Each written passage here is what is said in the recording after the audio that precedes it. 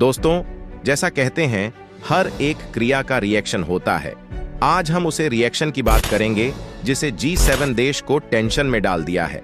BRICS देश की बढ़ती ताकत को देखकर अमेरिका समेत G7 देश चिंतित है और यही कारण है कि हाल ही में अमेरिका ने भारत में कई देशों की कंपनियों और व्यक्तियों पर प्रतिबंध लगा दिए हैं।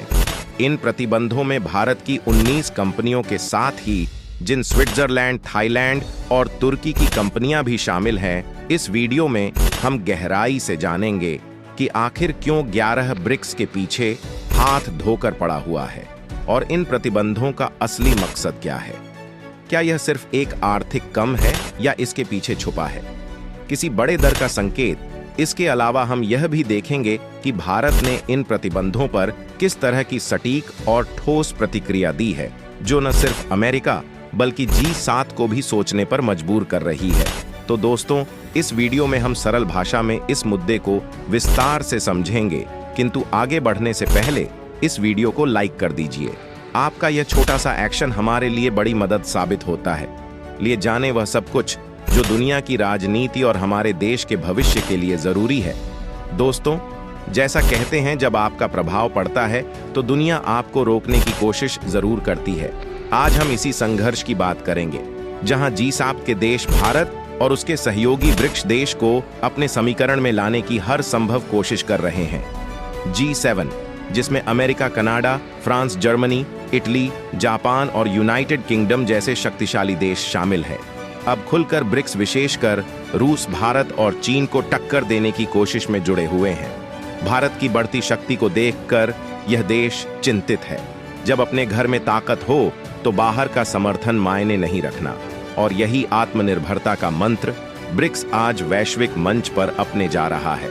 कई वैश्विक विशेषज्ञों का मानना है कि यदि रूस, चीन और भारत अपने आपसी मतभेद बुलाकर एकजुट हो जाए तो यह तिगड़ी पश्चिमी देशों के समीकरण को पूरी तरह बदल सकती है। हाल ही में IMF ने भी संकेत दिया है कि वैश्विक शक्ति का संतुलन धीरे धीरे बदल रहा है और ब्रिक्स इस बदलाव में महत्वपूर्ण भूमिका निभा सकते हैं। जैसा कहते हैं, आज G7 के देश विशेषकर अमेरिका, कनाडा और ब्रिटेन भारत के खिलाफ कई मसलों को लेकर खड़े हो रहे हैं। पहले भी धार्मिक स्वतंत्रता, अल्पसंख्यक मुद्दे और कश्मीर पर भारत को गढ़ने की कोशिश करते थे, और अब खालिस्तान जैसे संवेदनशील मुद्दों को उठाकर भारत पर दबाव बनाने का प्रयास कर रहे हैं। लेकिन यह स्थिति भारत के आत्मनिर्भरता और संप्रभुता के संकल्प को और मजबूत करती है। भारत में स्पष्ट कर दिया है कि वह किसी दबाव में आकर अपने सिद्धांतों से समझौता नहीं करेगा। अब वक्त आ गया है कि भारत एक सशक्त वैश्विक नेता की भूमिका निभाए, जो अपने सहयोगियों के साथ खड़ा हो और दुनिया के सामने अपनी दृढ़ता दिखाएं। कहते हैं जब कोई ताकतवर बनता है तो उसे रोकने के लिए भी ताकतवर चुनौतियां आती हैं। आज यही स्थिति भारत के सामने है। G7 देश विशेषकर अमेरिका और उसके सहयोगी भारत को कूटनीतिक और आर्थिक स्तर पर घेरने की कोशिश कर रहे हैं, लेकिन इस दबाव का एक दिलचस्प असर देखने को मिल रहा है। भारत अब रूस और चीन के साथ अपने संबंधों को और मजबूत कर रहा है। हाल ही में भारत और चीन ने अपने सीमा विवाद को काफी हद तक सुलझा लिया, जो इस बात का संकेत है कि एशियाई ताकतें आपसी सहयोग की राह पर आगे बढ़ रही है। इसके अलावा रूस, भारत और चीन का आर्थिक गठबंधन, जिसे RIC के नाम से जाना जाता है, अब एक मजबूत वैश्विक शक्ति के रूप में उभर रहा है। IMF के हालिया आंकड़े बताते हैं कि RIC देश की GDP ग्रोथ G7 देश की तुलना में कहीं अधिक है। 2024 के अनुमान के मुताबिक G7 की कुल ग्रोथ रेट केवल 5.3% तक सीमित है, जबकि भारत अकेले ही 7% की वृद्धि दर से आगे बढ़ रहा है।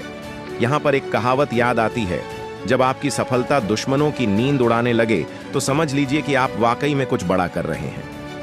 भारत, रूस और चीन का यह आर्थिक और कूटनीतिक गठजोड़ पश्चिमी शक्तियों के लिए एक चुनौती बनता जा रहा है। चीन 0.8% और रूस 3.6% की दर से प्रगति कर रहे हैं, जिससे इन तीनों की संयुक्त GDP ग्रोथ रेट 15.4% पहुंच चुकी है, जो G7 की ग्रोथ रेट से लगभग 3 गुना ज्यादा है। यह स्थिति न केवल एक नई आर्थिक शक्ति केंद्र के उदय की ओर इशारा करती है, बल्कि यह भी दिखती है कि पश्चिमी देशों के बने समीकरणों में बदलाव आ रहा है। जैसे कहते हैं, संघर्ष से ही शक्ति का निर्माण होता है। RIC का यह गठजोड़ न केवल आर्थिक क्षेत्र में बल्कि वैश्विक कूटनीति में भी एक नई शक्ति के रूप में उभर रहा है। आने वाले समय में यह गठजोड़ वैश्विक मंच पर संतुलन स्थापित करने और पश्चिमी देशों को चुनौती देने में अहम भूमिका निभा सकता है। दोस्तों, जैसा कहते हैं, जहां चाह वहां राह, रूस ने इस कहावत को पूरी दुनिया के सामने साबित कर दिखाया है।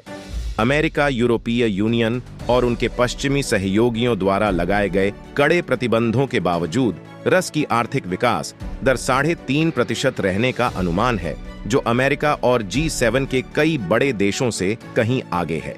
यह केवल आर्थिक प्रगति नहीं, बल्कि एक संकेत है कि रूस, चीन और भारत का यह गठबंधन, जिसे RIC कहते हैं, आने वाले समय में एक मजबूत शक्ति बन सकता है।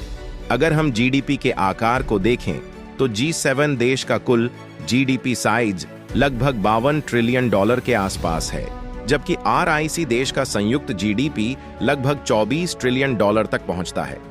यह आंकड़ा भले ही G7 से कम है, लेकिन यहाँ खास बात यह है कि RIC देश G7 की तुलना में 3 गुना तेजी से आगे बढ़ रहे हैं।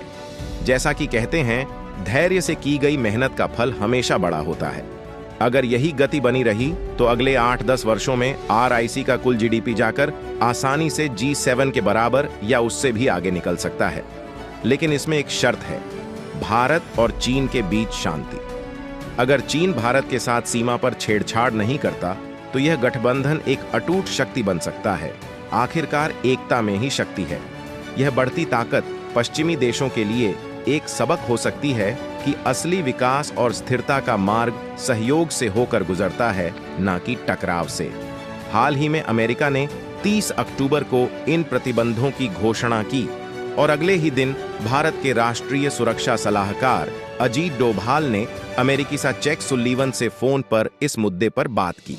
2 नवंबर को भारत के विदेश मंत्रालय के प्रवक्ता रणदीप जायसवाल ने अमेरिका के आरोपी को ठोस और सटीक जवाब देते हुए स्पष्ट किया कि भारत का अपना एक मजबूत कानूनी और रेगुलेटरी ढांचा है, जो रणनीतिक व्यापार और नॉन क्वालिफिकेशन सहयोग कारण पर आधारित है। भारत कई महत्वपूर्ण बहुपक्षीय एक्सपोर्ट कंट्रोल रिज्यूम का सदस्य है और संयुक्त राष्ट्र सुरक्षा परिषद के तहत आने वाले सभी प्रतिबंधों का प्रभावी रूप से पालन करता है, जिसमें नॉन क्वालिफिकेशन से संबंधित UN रेजोल्यूशन 1540 भी शामिल है। भारत का यह जवाब दर्शाता है कि देश के हितों और सिद्धांतों पर कोई समझौता नहीं किया जाएगा। लेकिन यहाँ एक सवाल उठता है, क्या G7 देश ब्रिक्स जैसे संगठनों की बढ़ती सफलता को रोकने में सफल हो पाएंगे? इस पर आपका क्या विचार है? कृपया अपनी राय कमेंट में बताएं। वीडियो को लाइक करें, चैनल को सब्सक्राइब करें और बेल नोटिफिकेशन को जो पर सेट करना ना भूले। जय श्री राम।